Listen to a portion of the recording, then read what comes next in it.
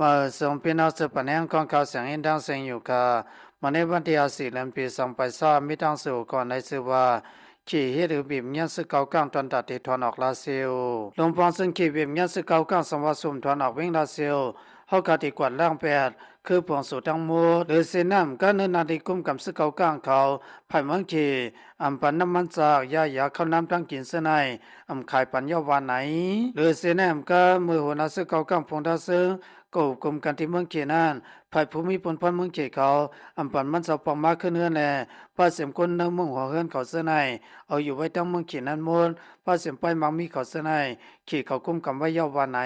สังว่าซึกเขาก้างเขาย่ำถอยปันเวียงดาเสียวเพราะวันไหนเสียงภายภูมิพลพันธ์เมืองเขเขาก็ตีปล่อยปันขึ้นผงดาซึ่งปอมมากขึ้นที่อยู่เก่าก้างยาววันไหน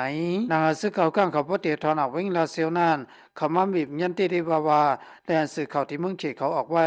ซึ่งมันซุ่มซึกย้อนดังสวยแถมตีเขเนื้อตีไรขึ้นเวียงดาเสียวนั้นเขาทุกย้อนตีดีว่าแล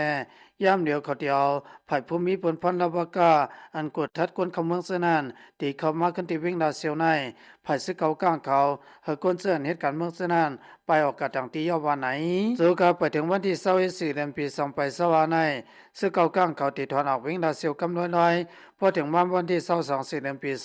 2024ไผ่ลาวกาอันกดทัดกวนเขาเมืองเสนันก็ตีเขามายาวพอถึงวันที่23พอวันในเสือเขาได้ขึ้นปืนลุ่มยาววันไหนเวียงดาเสียวในทั้งหมดที่มีอยู่12ปอกได้ขึ้นอาบันที่ก่อนสิสมันเขาทั้งหมดเสื้อตาหิมอมเสื้อนันเตติไรมากมันปันนาลินคึกตอนใหม่หนึ่งตอนดาซึกเก่าก้างเขายาววันไหน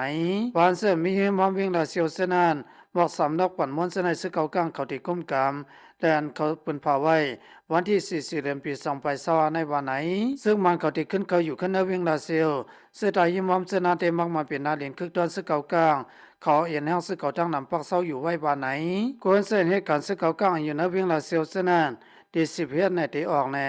สำว่าเคย10อยู่ในเวียงลาเซียวเสนในเสียเหตุการณ์เพราะว่าในเสืองภายซึกเขาก้างเขาเดี๋ยวปนพรมันปัสเสมน้องอยู่ด้านเศร้ากูสำเสนเปิงยาววันไหนกวนเส้นเหตุการณ์เมืองเสนันในสังสำว่าเขาออกกับเพราะว่าในก็ซึกเขาก้างเขาปันพังยาวย้อนเพราะว่าของสิซึ่งมันเขาที่เข้ามาขึ้นวันไหนกวนเส้นเขาหับทำการซึกเขาก้างที่วิ่งลาเซียวเสนันเมื่อวันที่8 4 เดือนปี2024เขาไล่ค่ายไว้ยาวย้อนเพราะว่าของสิซึ่งมันเขาย้อนมาไว้เส้นหมายมันพอถึงวันที่22 4 เดือนปี2024ซุมลาวกาเขาเด็กเขาเมืองมาขึ้นยาววันไหนปีสมาซุมลาวกาเขาเมืองมายอเสดาก็ภายของสิซึ่งมันเขาได้แปลตับซึกเขามาป้าวันไหนซึกเขาก้างเขาลาดว่าได้ย้อนเพราะว่าหลวงปองสังเกตตัวลงกันทั้งผู้อยากกุนหลงเขากวยลองตามมันเด็กเขาเฮ็ดหรือเขาบีบเมียนเขาเด็กเตียงไว้กุนหลงซะนั่นแต่เฮาคำในหูซ้ำวันไหนลาวกาภายกดแทดกวนเขาได้ย้อนเพราะว่าเขาย้อนเส้นหมายหัวเอิ้นตอนตาที่เฮ็ดปังเลือกตั้งเขาเปิงหนึ่งตอนตาที่เขาอาบท่านการซึกเขาเปิงหนึ่งวันไหนเมื่อวันที่22 3 เดือนปี2024ที่เวงกุมีนั่นของสิสมันเขาห้องทบเขากลางแน่ภายอ่อนหัวซึก40ตัวสนายาวไว้บางอย่างซึ่งนางสอนสอนเสซึกเขากลางเขาควางนาทีซึ่งหนังนาทีเขากลางเมืองโกกดขายเส้นวีเสนายเขาซึกเขาอุบไว้เมื่อวันที่15 เดือนสิงหาคมปี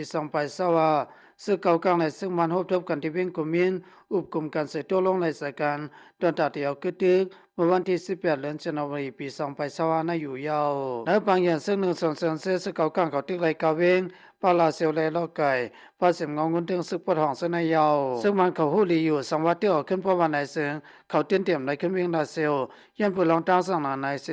เขาสั่งในกาย้อนตั้งสวยเตรียมที่เขเสสารมาวิบยันซึกเขากลางเนาเตไรขึ้นเวียงลาเซลอยู่ยาวปีสมัยซึกเขากลางเขาปั่นขึ้นเวียงลาเซลวันไหนเสตาก็เขาเตไรอยู่ตั้งน้ำมันกุยตั้งนองมันได้เป็นซึกเขากลางเขาหลายยาวสังว่ามีลองเจ้าเตะกันมาเพราะวันไหนซึ่งที่นเวียงลาเซลนั้นคนในการซึ่งมันเขาก้อยอันที่ไรหยับเสย้อนประวัติซึกเก่ากลางเขาอยู่ไว้ตั้งนอกเดต้าดูตาถางมันป้าเสมเขานำตั้งกินกู300,000เปิงอำจังส่งเขาเวียงยาววันไหนเก่ากลางตัวเราเกมันตัวเราเก่ากลางไว้หลังมาเตอันเป็นไผ่ซึ่งมันเขาก้อยอันที่ไรหยับเสย้อนประวัติเปิ้นปันเขาอยู่ในเวียงกุ้ยมาเขาเท่านำกู300,000เปิงย้อนประวัติแล้วตั้งนอกมันเสกเขามาขายในเวียงแน่สังวัดซึกเก่ากลางเขา